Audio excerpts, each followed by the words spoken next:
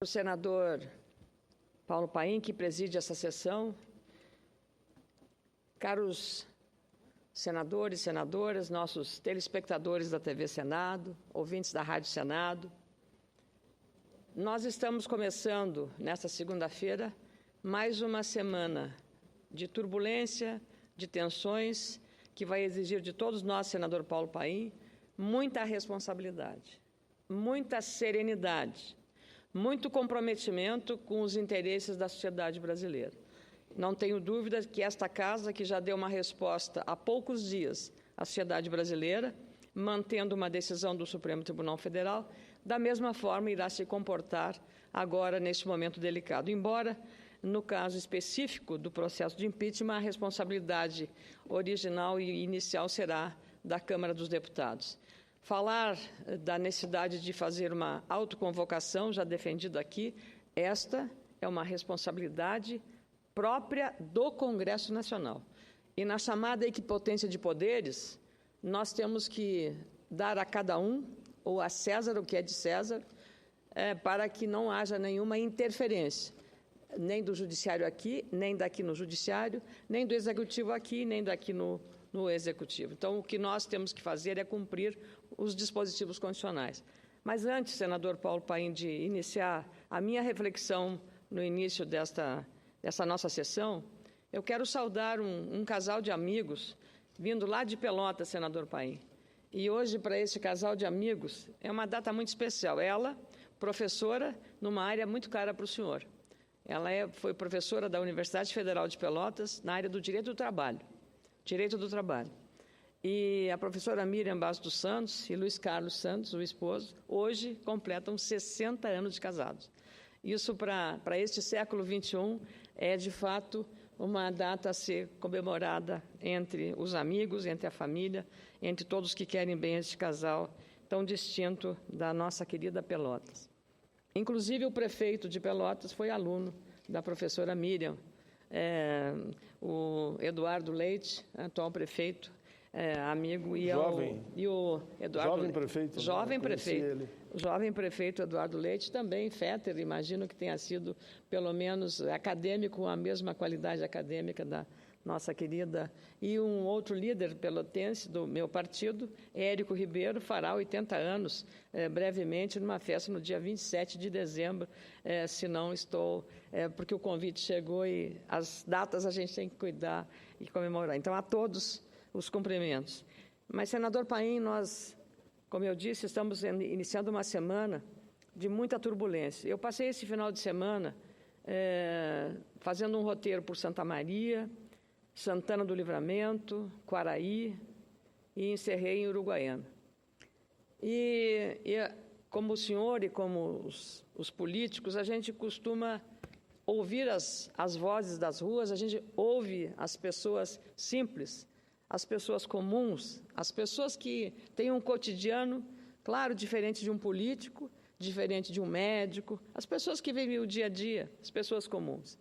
E em todas elas, no frentista do posto, onde você sempre entra para tomar um cafezinho, para abastecer o carro, a pergunta era a mesma. O impeachment vai sair, o impeachment vai sair. Essa palavra voltou, senador Álvaro Dias, o impeachment voltou a palavra a ser usada pelas pessoas.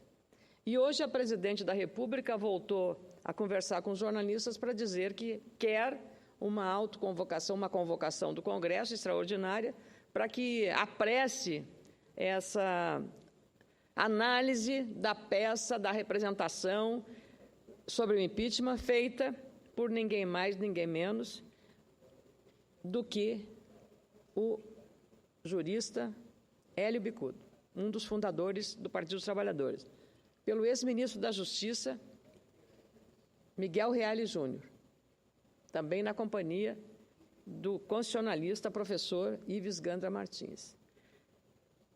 Todas as outras representações com requerimento para impeachment da presidente foram arquivadas pelo presidente Eduardo Cunha. Esta foi acolhida. E esta foi acolhida, evidentemente, porque nas 3.000 páginas da representação existem argumentos, na visão dos autores, suficientemente fortes para dar o início a um processo dessa natureza, que foi vivido pelo Brasil nos anos 80 com o agora senador Fernando Collor. Mas aquele processo, como esse de agora, só tem consequência e efeito com o povo na rua. De outra maneira, pode ser uma decisão, como se usa no jargão futebolístico, no tapetão. Então, a participação popular será muito importante nesse processo de análise. Já se percebe hoje divisões dos partidos políticos, mas nós percebemos com o que aconteceu também na Venezuela, na eleição deste domingo. Felizmente, não foi o banho de sangue que ameaçava o senhor Maduro, do alto do seu autoritarismo, não houve um banho de sangue. E o povo soberanamente, pacificamente, foi lá digitar o nome dos candidatos e a oposição teve uma vitória expressiva na Venezuela. Isso vale dizer que a população não suporta escassez, a população não suporta desemprego, a população não pode conviver com uma escassez de alimentos, produtos básicos, filas para atendimento na saúde, não suporta autoritarismo. A imprensa foi amordaçada, os institutos de pesquisa não puderam mais publicar os resultados das pesquisas de opinião. Tudo isso foi amordaçado. O Poder Judiciário na Venezuela foi dominado pelo Executivo, contrariando qualquer princípio democrático, qualquer princípio do Estado de Direito, ao ponto de o Supremo Tribunal Brasileiro ter negado um pedido de extradição de um cidadão venezuelano, alegando e justificando, com muita oportunidade e propriedade, que lá não existe democracia, porque o Poder Judiciário não é independente. Essa é a nossa diferença. Se nós considerarmos o funcionamento das nossas instituições aqui, do Ministério Público, da Polícia Federal, especialmente do Poder Judiciário e da Suprema Corte de Justiça, porque ministros que foram, inclusive, indicados pelo atual presidente e pelo presidente anterior, têm sido de uma independência exemplar. A prova disso foi o que aconteceu na turma liderada pelo ministro Teori Zavascki em relação ao episódio de Elcídio Amaral. Então, nós temos a grata satisfação de o Brasil estar vivendo num regime de democracia. E é exatamente por isso que eu vou repetir aqui. Não sou golpista, não admito que chamem as pessoas que defendem o impeachment ou a discussão do impeachment, que é o meu caso, a discussão do impeachment pelo Congresso Nacional, que sejam golpistas.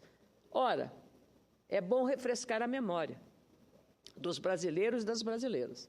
Há muito pouco tempo, o PT se encarregou de pedir o impeachment de Fernando Henrique Cardoso, recém-saído das urnas. E mais, depois, recentemente, no segundo mandato, na segunda reeleição de Fernando Henrique, Tarso Genro, ministro da Justiça, escreveu um artigo candente, impeachment já para o Fernando Henrique, que tinha saído das urnas. Ora, por que o PT podia pedir impeachment e agora quem pede impeachment é golpista? Não dá para entender a incoerência de atitudes, a incoerência de comportamento. Mudam de posição como quem muda de camisa. A política não perdoa e não esquece esse tipo de incoerência. Não perdoa. Então, nós estamos aqui vivendo essa questão e nós, aqui no Congresso, no Senado e na Câmara, vamos decidir, sim, se haverá ou não autoconvocação para examinar a questão do impeachment. Mas faço justiça porque, na quinta-feira, o senador Ricardo Ferraz, aqui na tribuna do Senado, propôs a autoconvocação, que não teria nenhum ônus para a população, porque não teria pagamento extraordinário de funcionamento do Congresso quando se trata de convocação. E quando eu falo da Venezuela, também posso falar da Argentina. Está havendo uma reação em cadeia das populações que soberanamente estão indo às urnas para dizer um basta aos governos autoritários do pensamento único que querem amordaçar o Judiciário, querem amordaçar o Ministério Público, querem amordaçar a mídia e querem também calar, de certa forma, os oposicionistas e a minoria. É dessa forma que a população está reagindo, como fez na Argentina e agora na Venezuela. Eu quero dizer também, em relação à Argentina, que temos aqui nós do Rio Grande do Sul, senador Paim, senador Álvaro Dias, um vínculo, eu diria, histórico, porque o Rio Grande do Sul faz fronteira com a Argentina, a maior fronteira com a Argentina está no Rio Grande do Sul. O Uruguai, todo ele, a fronteira é com o nosso estado. E, casualmente, tive a feliz oportunidade de passar por Livramento, com Rivera, que é uma fronteira extraordinária, porque, às vezes, a gente está com um pé no Uruguai e um pé no Brasil. E de uma extraordinária fraternidade ali, naquela comunidade de Santana do Livramento e Rivera. É uma coisa maravilhosa. Não tem burocracia, até porque é difícil você saber a hora que você está de um lado, a hora que está do outro. Aliás, um amigo me disse, é só olhar o asfalto. O asfalto no Uruguai é concreto. No Brasil é furado, é mal conservado, não tem manutenção, porque é de má qualidade. Mas lá são séculos, são, eu diria, vários, dezenas de anos que aqueles asfalto está igual, porque é concreto. E o nosso é um asfalto de má qualidade. Mas isso é apenas um detalhe.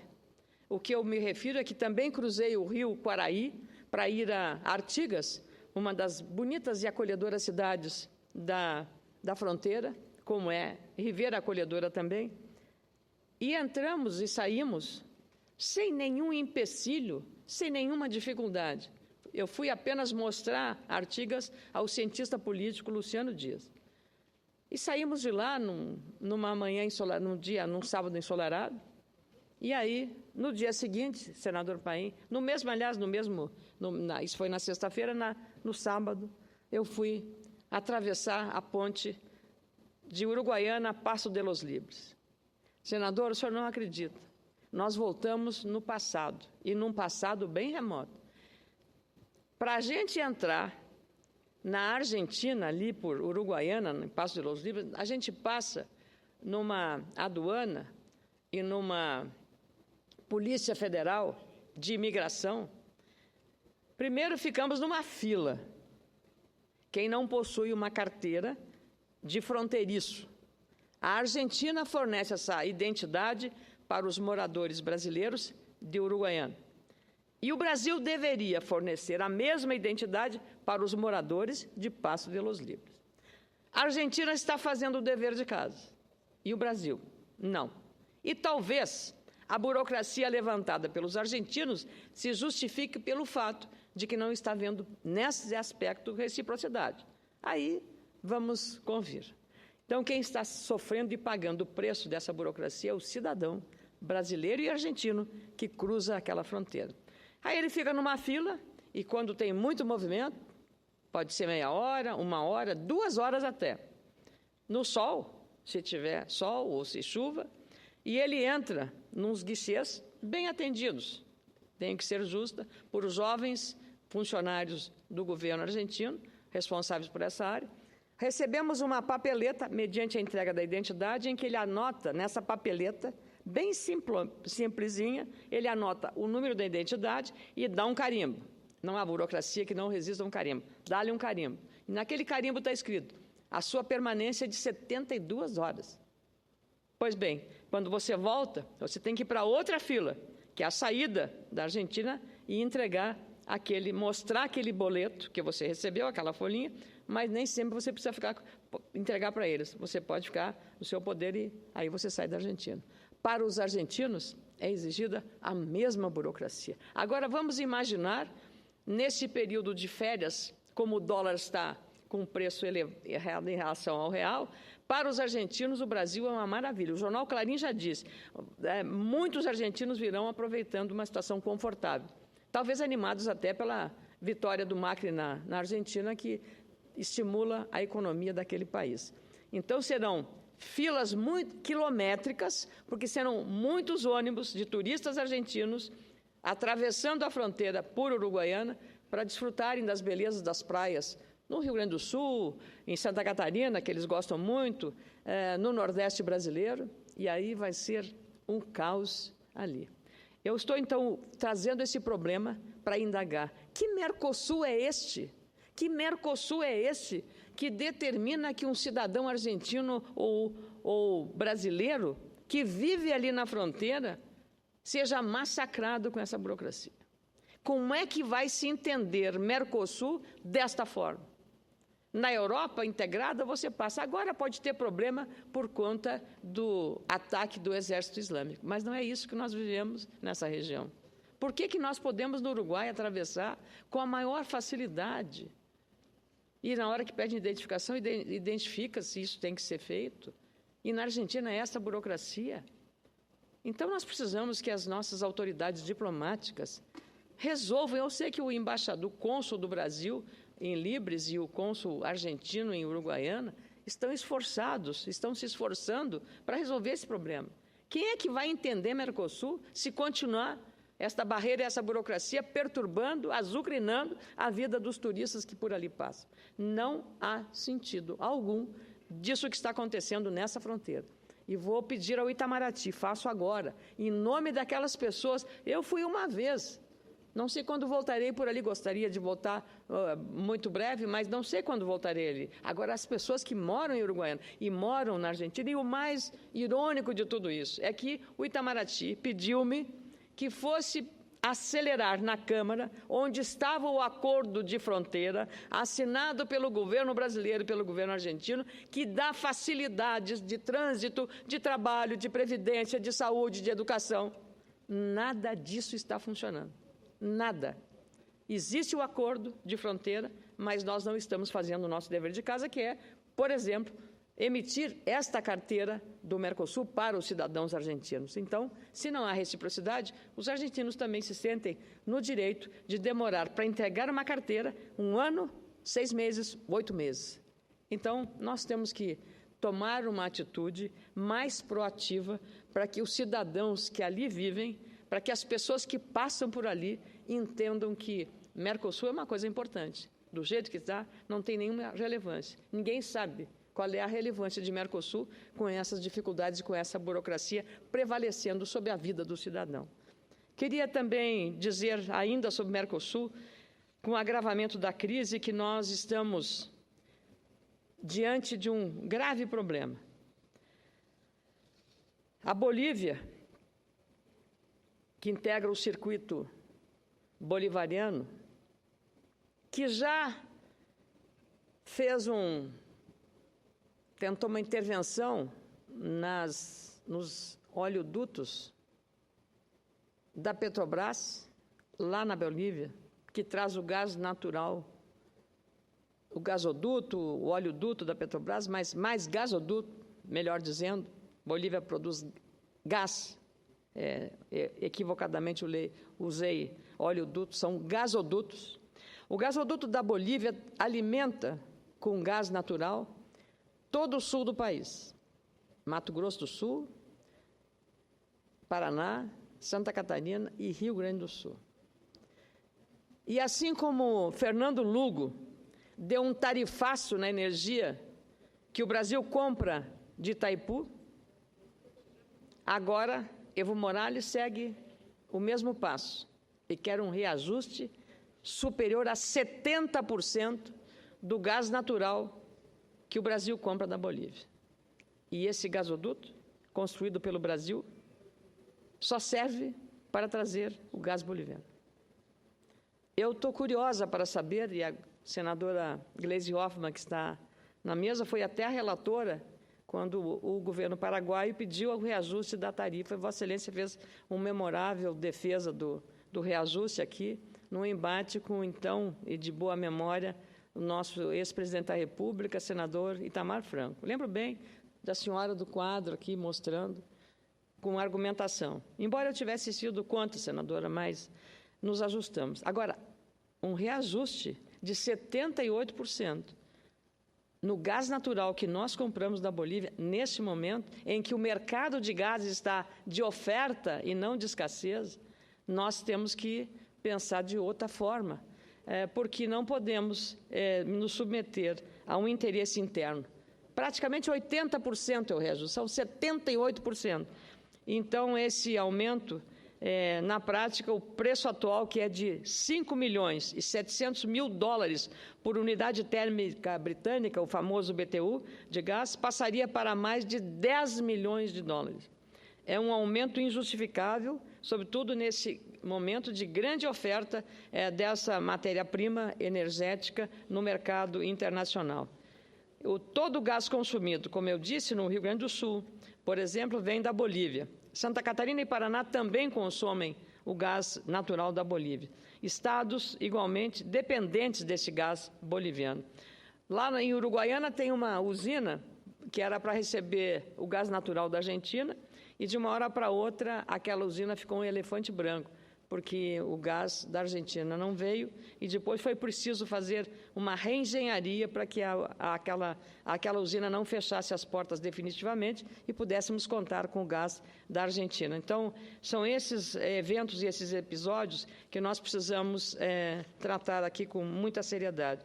Por fim, mas não menos importante, queria lembrar que nós, em relação ao tema principal do cotidiano dos brasileiros e de modo particular desta Casa, o processo de impeachment, aqui no Brasil começou na Câmara dos Deputados, tem uma sessão extraordinária marcada para esta tarde, segunda-feira, para a escolha e a eleição da comissão especial que analisará o processo de impeachment da presidente Dilma Rousseff. É um colegiado que será composto por 61 integrantes titulares e igual número de suplentes indicados pelos partidos de acordo com o tamanho de cada bancada. Caberá à comissão proferir parecer pela continuidade ou não do processo, que depois precisará ser votado no plenário da Câmara e depois vem para o Senado. Lembrando que PMDB e PT, os dois partidos maiores com maiores bancadas, terão o maior número de representantes nessa comissão, 8 em cada partido.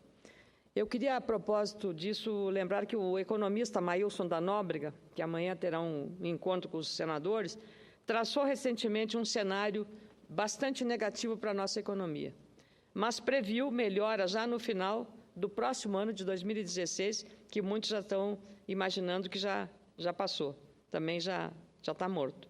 Ele descartou a hiperinflação e o risco de convulsão social, mesmo com a possibilidade de impeachment, por acreditar que a democracia no nosso país, como eu reafirmei no início desse pronunciamento, está consolidada e as instituições estão fortalecidas. A previsão do titular da Tendências, que é uma das mais importantes consultorias econômicas do nosso país, é que haverá um novo período de prosperidade a partir de 2018. Portanto, ainda teremos um longo caminho para percorrer aí, para resolver. Estamos vivendo a mais desastrosa política econômica da história recente do país, escreveu Maílson da Nóbrega. Apesar de enxergar gravidade na conjuntura atual, Maílson, ex-ministro da Fazenda do governo Sarney, ressalta que a crise brasileira de hoje não conta com dois agravantes de outros tempos, a crise cambial e a crise bancária. Ele também comemora o fato de o país contar com instituições cada vez mais sólidas que fortalecem o sistema democrático e contribuem para o desenvolvimento do país. Descartou a hiperinflação e, como eu disse, o risco de convulsão. Então, eu quero trazer esta palavra aqui para dizer que também, da mesma forma, senador Paim, nós precisamos, e é inadiável a questão relacionada ao impeachment para, de uma vez por todas, nós passarmos esta fase e entrarmos para um debate sobre a verdadeira agenda que interessa ao país, por mais crescimento, mais emprego e mais justiça social. Muito obrigada, senador Paim.